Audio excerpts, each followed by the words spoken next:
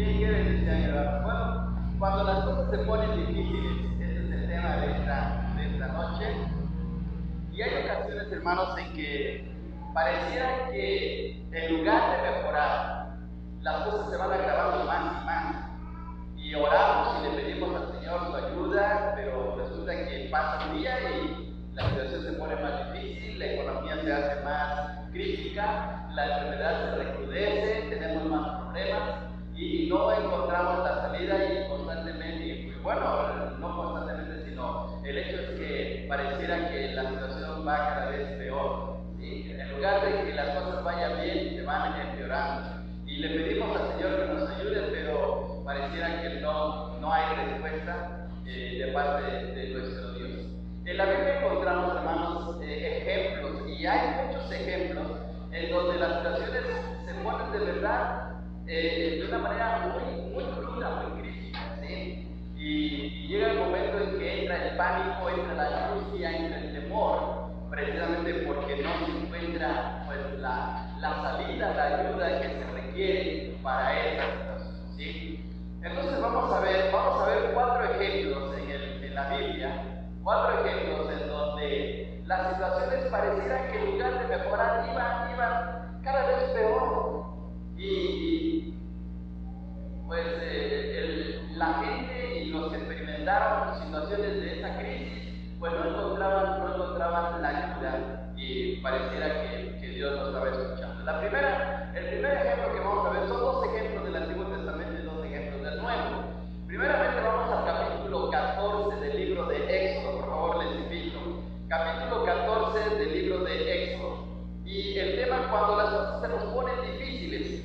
¿Qué vamos a hacer cuando las cosas se nos ponen difíciles? Bueno, pues, miren qué situaciones tan tremendas. Si usted lee completo el capítulo 14 del libro de Éxodo, los israelitas iban ya rumbo a su libertad. Ellos habían sido sacados poderosamente por Dios a través de Moisés de Egipto. Habían visto 10 intervenciones poderosas de Dios en lo que se llaman las 10 plagas. Dios había libertado a su pueblo del yugo opresor del faraón y de los egipcios. Ahora ellos estaban camino a gozar de esa libertad, con la promesa de ir a una tierra llena de bendición, la famosa tierra que fluye leche y miel. Pero pareciera que en lugar de que las cosas fueran agradables, que fueran felices, que se fueran cantando rumbo hacia la tierra de Canaán, las cosas iban de mal en peor.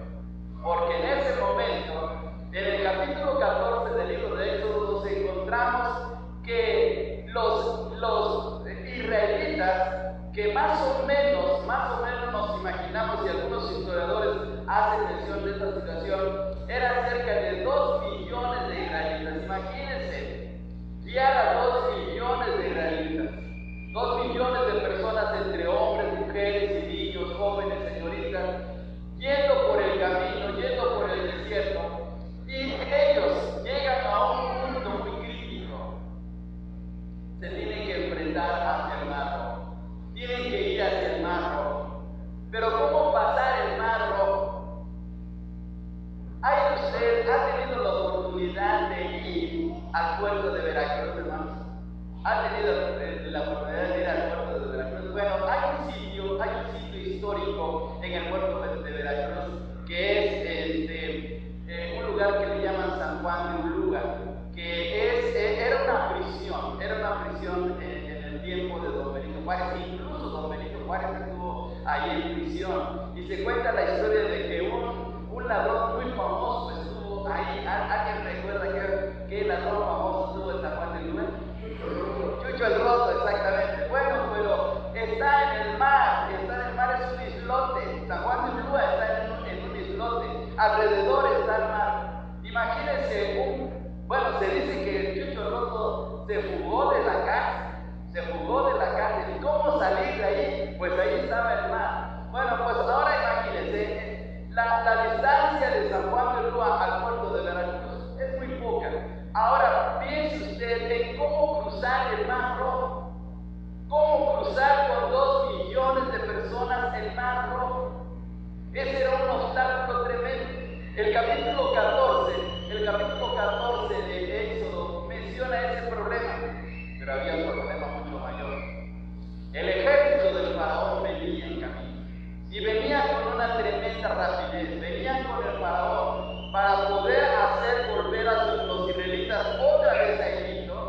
y hacerlos esclavos. Y de seguro con mayor rudeza. ¿Se acuerdan ustedes que cuando comenzó Moisés a intervenir para la liberación de su pueblo, el faraón se molestó tanto que los hizo trabajar más duramente?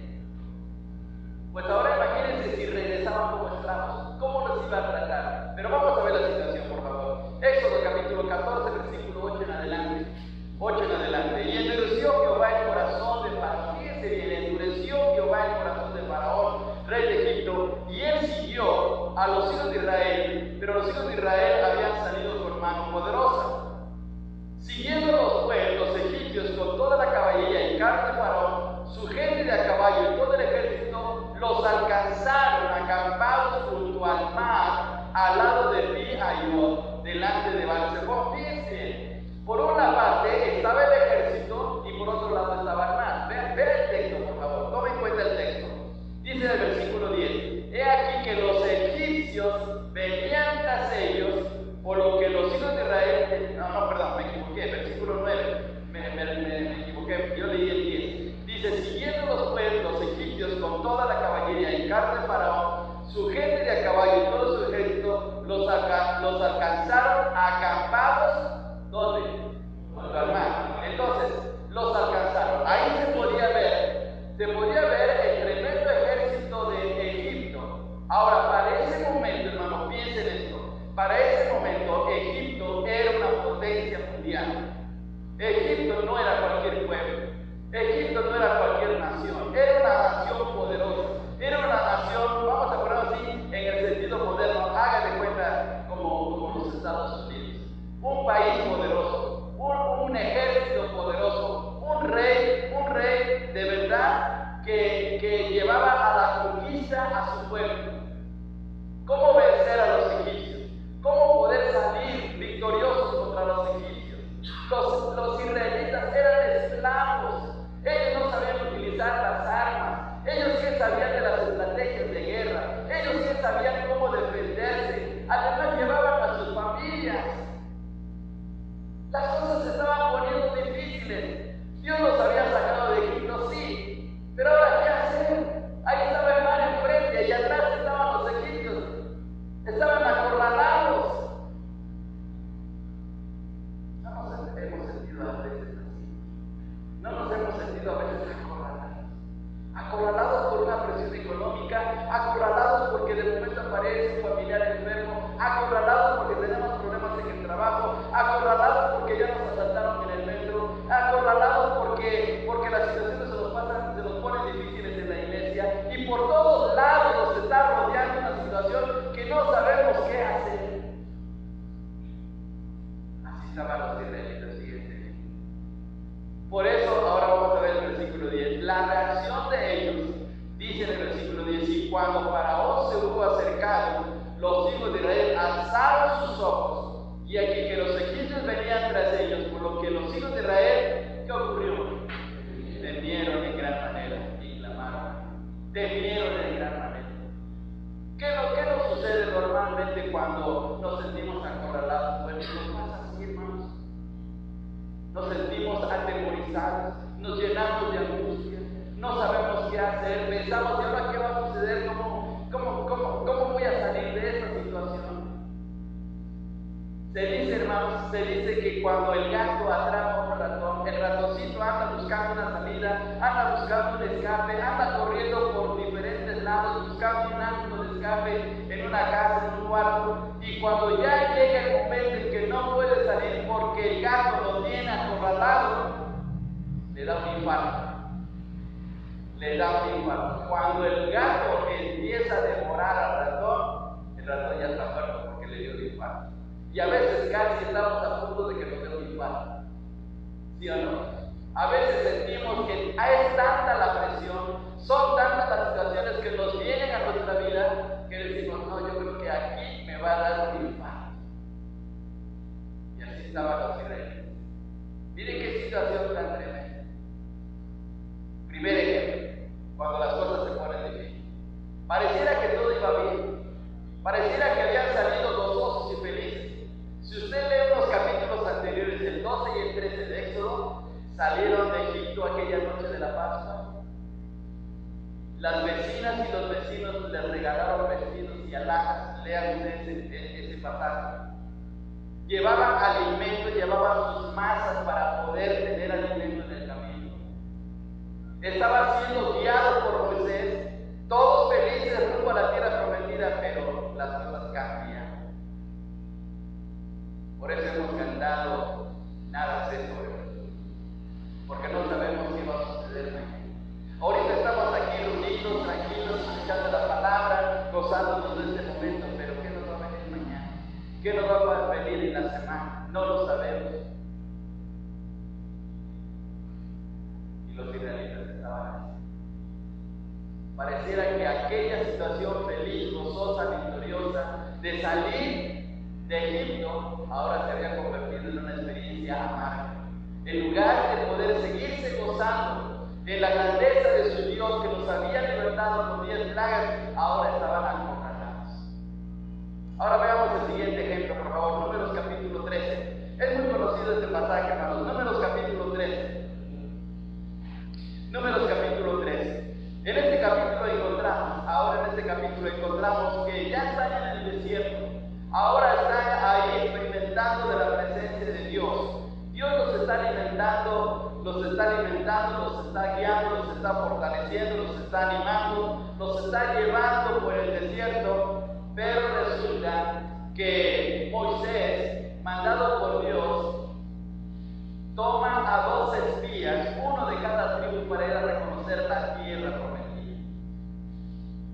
Vuelvo a repetir, en ese momento pareciera que todo estaba feliz, porque el maná estaba llegando del cielo cada día para alimentarlos.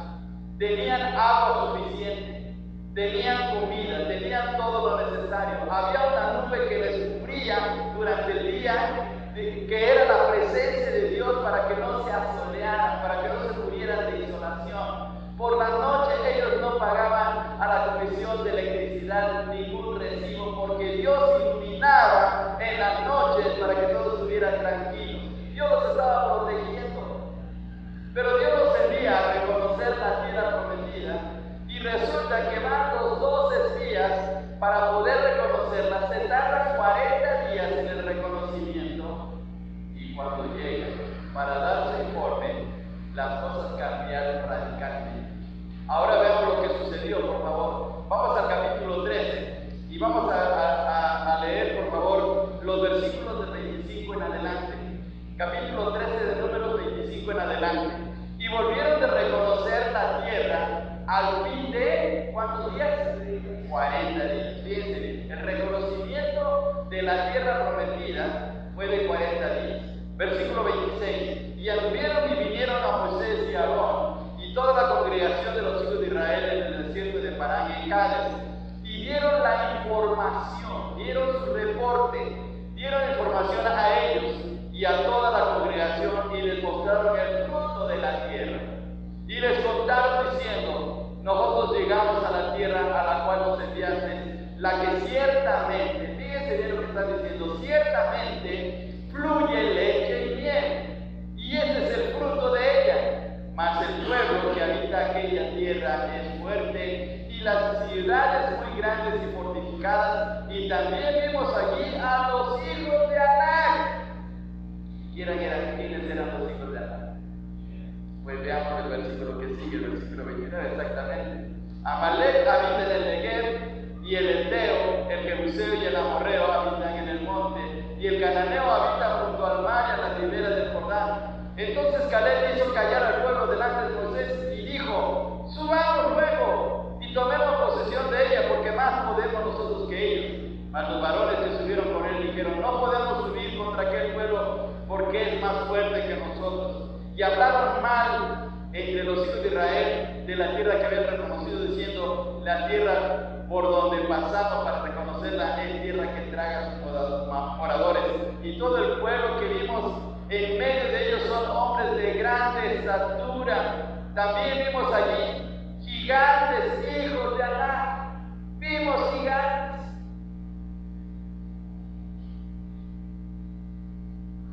En Éxodo capítulo 14, el mar y los egipcios.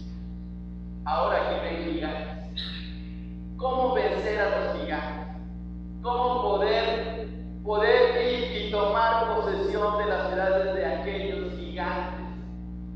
Gigantes feroces, gigantes adiestrados para el trabajo rudo, hombres que de fuerza, pero de veras demoledora. ¿Cómo podían salir victoriosos para luchar, hermanos, contra aquellos gigantes? Es como si ustedes se pusieran a pelear con Mike Tyson. ¿Cómo puedes vencer a Mike Tyson?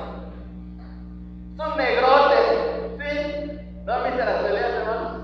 Imagínense el pastor con ese boxeador. No, me echa el cólera. Pues aquí había gigantes y los 10 espías dijeron, no podemos. ¿Cómo vamos a salir victoriosos ahí? Y las cosas se pusieron peor, hermanos, porque fíjense lo que ocurrió en el versículo 1 del capítulo 14. Dice, entonces toda la congregación gritó y dio voces. ¿Y qué ocurrió, hermanos? El pueblo lloró aquella noche. ¿Por qué lloraron? Porque dijeron, de en vano salimos de Egipto. Venimos a morir aquí en el desierto o morir en las manos de aquellos gigantes. ¿Cómo vamos a poder salir adelante? Está bien que hay buenos pastos, qué bueno que hay buenas ciudades, qué bueno que hay suficiente agua. ¿Pero de qué nos sirve si nos van a matar ahí, si nos van a acabar ahí, si están esos gigantes? ¿De qué sirve tener una tierra que fluye leche y miel si ahí vamos a quedar sepultados? No vamos a gozar de esa tierra. Y a veces nosotros vemos a gigantes en nuestra vida. A veces vemos el gigante de un problema fuerte con un hijo. A veces vemos el gigante de un problema en nuestra relación matrimonial. A veces vemos el gigante a través de un problema o de una deuda que no podemos pagar. A veces vemos el gigante de una enfermedad que ha llegado y que es devastadora y que los médicos nos dan un reporte tan negativo que mejor nos estamos preparando para el sepelio que para poder luchar con la enfermedad. Y entonces las cosas se nos ponen tan críticas y lloramos también, igual como los israelitas lloramos y decimos, Dios, ¿por qué me está pasando esto? ¿Por qué permites este tipo de situaciones? ¿Por qué mi familiar o mi hermano o mi mamá o alguien le ha pasado esto? Y nos llenamos de lucha y no sabemos qué hacer. Nos sentimos tan aterrados y amarrados porque no sabemos qué realizar. Esos israelitas lloraron toda aquella noche. Una cosa más ocurrió en el versículo 2. Fíjense bien, hermanos, buscaron a quién echarle la culpa. El versículo 2 dice, y se quejaron contra Moisés y contra Aarón todos los hijos de Israel. Todos los hijos de Israel, todos los israelitas fueron a ver a Moisés y a Aarón y le dijeron, Moisés, Aarón, ustedes son los culpables, por ustedes los dejamos llevar. Y a ver, miren a dónde nos han traído. A ver, pastor, por la culpa de ustedes que estoy mal, también por haberme traído de ustedes a mí. Y ahora miren lo que me está pasando. Usted es el culpable. Ahora resuélvame mi problema. A veces ustedes en un momento de crisis buscamos un chivo expiatorio, ¿verdad? Buscamos a quien echarle la culpa. A veces la esposa, el esposo, a un familiar, a un amigo, al presidente, al gobierno. Buscamos a ver a quién echarle la culpa. Resulta que los israelitas hicieron eso. Buscaron a Moisés y a Aarón para decirles que por culpa de ellos, esos gigantes iban a salir y iban a causar un verdadero desastre en todo el pueblo. Pareciera que todo era bonito. Todos los días salir a recoger el maná, llevarlo a la casa, guisarlo, prepararlo, comer, sin gastar nada, porque no estaban pagando nada por el maná. 40 años comiendo el maná sin pagar absolutamente ni un peso. Recibiendo la luz de la noche sin pagar el recibo de la energía eléctrica en 40 años. ¿Sabían ustedes, hermanos? ¿Sabían ustedes? Hay un pueblo en Guanajuato, no recuerdo su nombre. Hay un pueblo en Guanajuato que en el tiempo de don Porfirio Díaz, el hacendado de ese pueblo invitó a don Porfirio Díaz para padrinar una fiesta. Es una hacienda enorme. ¿Y saben qué dio de regalo don Porfirio Díaz en esa fiesta? 30 años de no pagar la luz. 30 años de no pagar la luz. ¿Se imaginan? ¿Cuánto pagamos de luz cada mes? Bueno, usted haga sus cuentas. ¿Cuánto paga de luz al año? Y don Porfirio de regalo le dio al hacendado no pagar la luz por 30 años. Fíjense. Pero Dios le había dado a los israelitas 40 años, porque Dios los estaba protegiendo y iluminando. Pero aún así, no vieron la gracia de Dios, no vieron la bondad de Dios, vieron más problemas, vieron más los gigantes. Y a veces nos pasa lo mismo. Tenemos testimonios de la manera como Dios ha sido tan fiel, tan maravilloso con nosotros, pero de momento nos llega una ráfaga y un problema tan tremendo que perdemos la visión de lo que Dios ha hecho en nuestras vidas. Y por un momento nos enfrascamos más en ese problema de lugar de mirar hacia arriba y decirle: Dios, gracias porque tú estás aún en medio de este problema y no me vas a dejar. Pero no vemos eso, nos cegamos. Bien, ahora quisiera pedirles que vayamos rápidamente al capítulo 9 de Mateo. Capítulo 9 de Mateo. Capítulo 9 de Mateo. Esta es una historia igual, muy conocida. La famosa historia de la resurrección de la hija de Jairo. Pero veamos, hermanos, lo que ocurrió.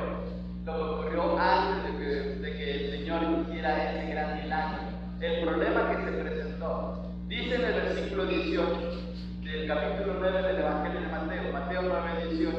Mientras él les decía estas cosas, vino un hombre principal, era un hombre principal de la sinagoga, y se postró ante él diciendo: mi hija acaba de morir, mas ven y pon tu mano sobre ella y vivirá. Y se levantó Jesús y le siguió con sus discípulos. Aquí Mateo nos narra que la niña que tenía 12 años, acababa de morir. Los otros evangelios nos mencionan que estaba muy enferma, Pero aquí se nos hace ver esta situación. Imagínense un padre con su niña de 12 años enferma y que recibe esta noticia impactante de que su hija ha muerto. 12 años tenía la niña. ¿Saben qué? Esto es algo tan demoledor. Más tratándose de un adolescente, de un jovencito o jovencita. Y miren lo que ocurrió. En el versículo 19 dice: y se levantó Jesús y le siguió con sus discípulos. El Señor estaba dispuesto para ayudarle. El Señor estaba dispuesto para ir a la casa de Jairo para poder ayudarle en ese dolor tan profundo que tenía. Imagínense cómo iba ese pobre hombre, cómo iba caminando ahí en las calles polvorosas, en las calles llenas de arena, en el pueblo. Iba con su dolor, iba llorando, iba pensando en su niña. Y Jesús iba con él. Pero mire lo que ocurrió en el versículo 20. Se atraviesa una señora. En ese momento en que le urgía a Jairo llegar a su casa para que el Señor atendiera a su hija, le sale una señora. Y dice en el versículo 20: he aquí una mujer enferma de flujo de sangre que desde hacía 12 años se le acercó por detrás y tocó el borde de su mano. Ay, señora, ¿qué no se puede ir a su casa? Ay, señora, ¿qué no nos puede dejar libre por un momento? Mire, señora, si quiere ver a Jesús, haga su cita. Ahorita él tiene que ir conmigo porque mi hija está en una situación difícil, acaba de morir y yo quiero que vaya a Jesús para que la resucite. ¿No le ha tocado que usted está haciendo cola en el banco o en algún lugar y le urge que le atiendan?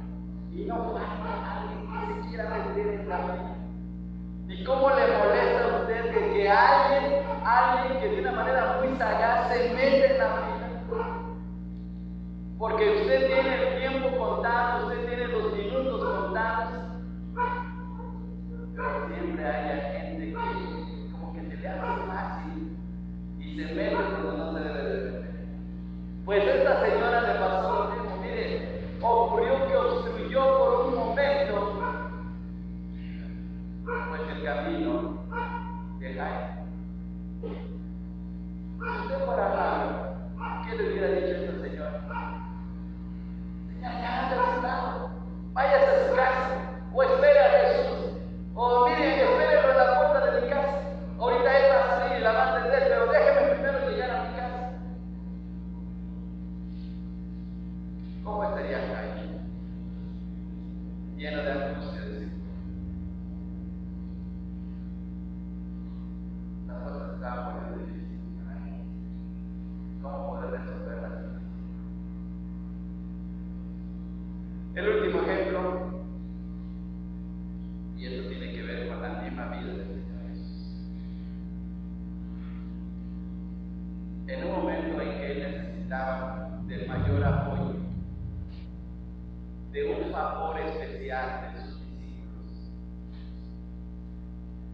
Difícilmente el Señor, y pocas veces el Señor pedía un favor.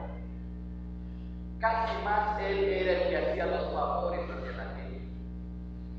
Pero en ese momento de crisis, cuando Él estaba ya a punto de ir a la cruz, en aquella noche tan aterradora de Getsemaní, el Señor les dice a sus discípulos que le acompañen y que oren junto con Él, porque es el momento de la mayor batalla espiritual en su corazón, porque Él va a ir a la cruz. Él sabe lo que va a pasar en la cruz. Él sabe perfectamente cómo va a ocurrir el juicio. Él sabe lo que va a pasar en la casa de Anás. Él sabe lo que va a ocurrir con Barrabás. Él sabe la manera como la gente va a estar gritando, crucifíquenme. Él sabe del dolor físico que le va a ocurrir cuando esté en la cruz y cómo los soldados romanos van a clavar sus brazos y sus pies en esa cruz. Él lo sabe perfectamente porque Él es Dios. Él estaba consciente de esa situación y en ese momento en que humanamente necesitaba de apoyo, le pide a sus discípulos: oren conmigo una hora, una sola hora. Y miren lo que ocurrió. Vamos al capítulo 26 de Mateo, versículo 36 en adelante. Entonces llegó Jesús con ellos a un lugar que se llama Getsemaní, y dijo a sus discípulos: sentados aquí, entre tanto que voy allí y oro. Y tomando a Pedro y a los dos hijos de Zebedeo, comenzó a entristecerse y a angustiarse en gran manera. Entonces Jesús les dijo: mi alma está muy triste hasta la muerte, quedaos aquí. Y miren, ahí está el favor que les pide el Señor: velad conmigo, velad conmigo, velen conmigo, oren conmigo. Estoy muy triste, los voy a abandonar, los voy a dejar. No quisiera hacerlo, pero tengo que ir a la cruz. Ese es mi objetivo principal, para eso vine al mundo. Pero vele conmigo. Versículo 39. Y yendo un poco delante, se postró sobre su rostro, orando, diciendo: Padre mío, si es posible, pase de mí esta copa, pero no sea como yo quiero, sino como tú. Ahí está la lucha espiritual que tenía el Señor. Él sabía lo que iba a ocurrir en la cruz. No solamente era el dolor físico, no solamente iba a ser el abandono de los discípulos, no solamente era el rechazo de la gente que estaba ahí gritándole que le crucificaran, no solamente era que el mundo lo quería abandonar porque el mundo no quería escuchar su mensaje, sino iba a enfrentar al justo juicio de Dios por el pecado. Nunca en toda la historia de nuestro mundo ha habido un juicio tan horrible como ocurrió en la cruz. Porque ese juicio fue ejecutado por Dios mismo. Las películas que salen en el cine acerca de la pasión de Cristo no son absolutamente nada en lo que ocurrió en esa hora tan tremenda de la cruz. Porque la mano de Dios Padre, fue descargada sobre el sacrificio en el cuerpo del Señor Jesucristo por el pago de cada pecado que hemos cometido contra Dios. Eso no lo podían entender los discípulos. estaba clavado en esa cruz como un criminal, sí. Podían ver su vergüenza que él sentía al estar desnudo en esa cruz, pero no podían ver la mano de Dios ajusticiando el pecado en la persona de Cristo, porque él en ese momento era el Cordero de Dios para hacer las paces entre Dios y el hombre. Y en ese momento tan angustioso, cuando Jesús estaba ya a punto de ir a esa cruz, les pide el favor de estar con él. Ahora veamos el versículo 40. Dice: vino luego a sus discípulos y los halló durmiendo y dijo a Pedro: así que no habéis podido velar conmigo una hora.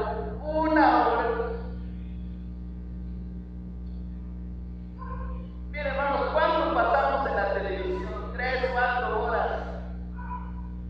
¿Cuánto pasamos en un partido de fútbol?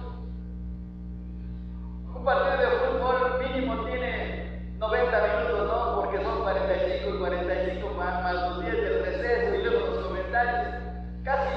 Casi 2 horas. Pero Jesús solamente les pidió una hora de estar. En ese momento en que él estaba con la mayor tristeza y angustia, porque fíjense bien en el versículo 37, el Señor dice que él estaba entristeciéndose y angustiado, humanamente hablando, porque él sentía lo que iba a ocurrir en la cruz. Había estado en el aposento alto, habían estado felices con él, habían cenado, habían celebrado la Pascua. Les había enseñado acerca de la cena del Señor, les había dado el consejo y les había dado palabras de ánimo y les dio la tremenda promesa de que el Espíritu Santo, el Consolador, vendría a sus vidas. Y mientras estaban en el aposento alto, estaban felices y gozosos, pero cuando llegaron a Getsemaní todo cambió.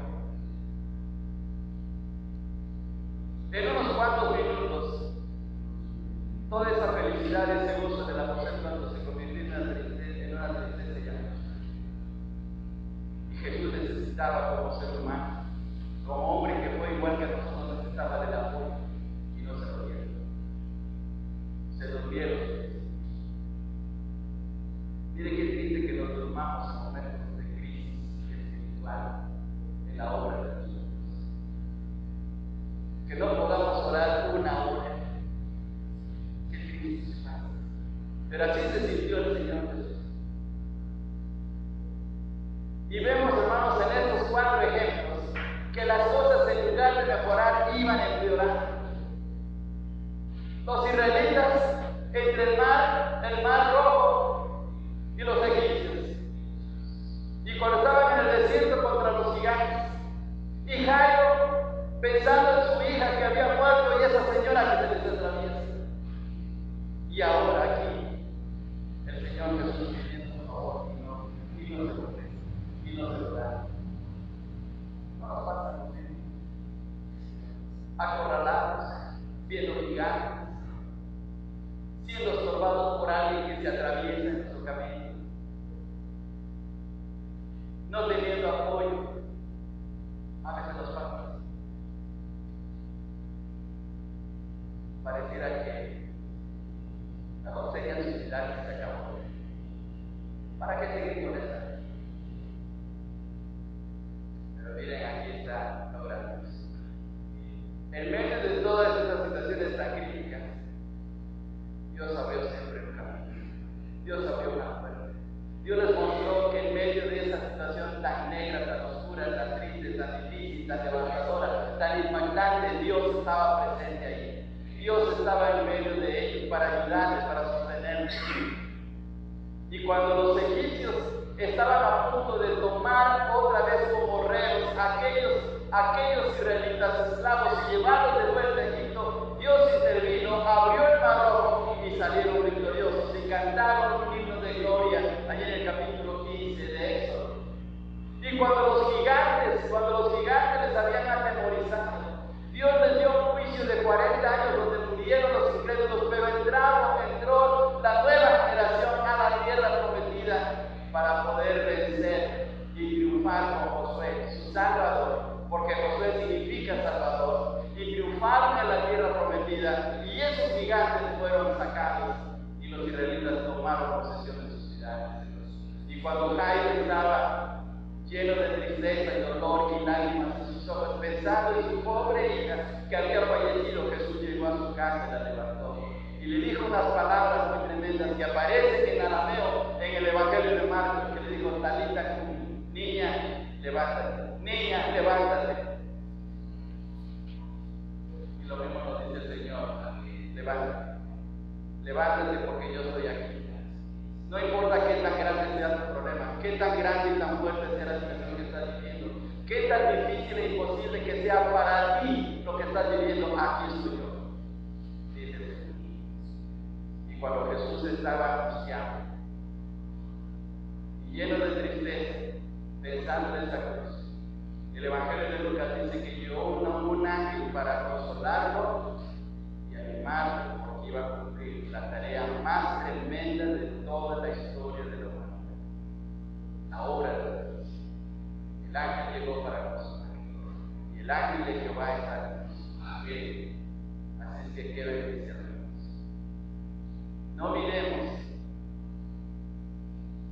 las circunstancias, no miremos a la gente, no miremos los gigantes, no veamos los problemas, miremos lo increíble y la grandeza de nuestro Dios. Miremosle, porque Él es el único que nos va a llevar de victoria solamente.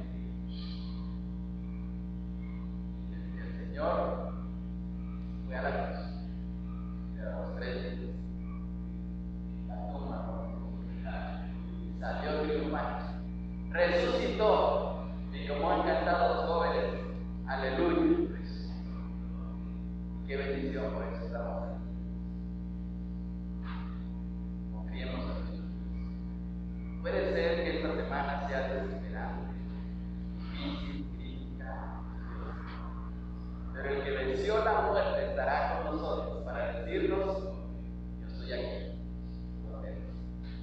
no temas, vamos adelante, sigamos juntos, pongámonos de la mano. Bueno, Padre, gracias por tus palabras, gracias por lo maravilloso que eres, gracias por sostenernos, gracias por ayudarnos, gracias, Señor, porque en los momentos más difíciles y situaciones críticas que pasamos, nos damos cuenta que tú estás ahí.